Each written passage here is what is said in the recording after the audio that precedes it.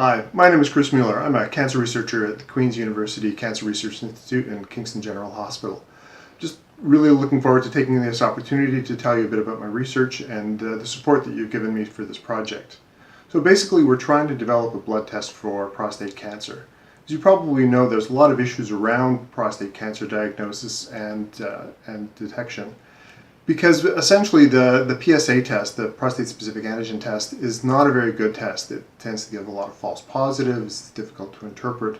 And the other problem is, in terms of diagnosis, is biopsies, prostate biopsies. Because as any of you who've been through that know, it's a rather painful procedure, and it doesn't always sample the right part of the tumor. So it's difficult to know whether you've got the actual most malignant part of the tumor. So it's difficult to interpret, and it's been a real issue over the years.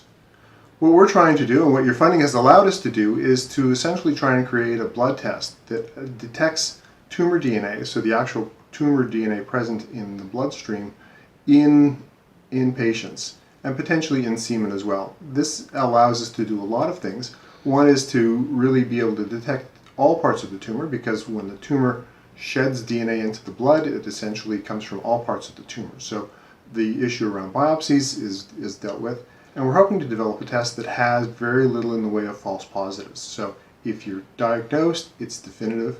And we're also hoping that it's actually going to be able to tell us when to treat. So one of the big problems in prostate cancer is deciding when to treat a tumor. And a blood test, having a blood test that's easily repeated, is something that can really be done frequently. And we hope is actually going to have indicators that will tell us when to treat or not.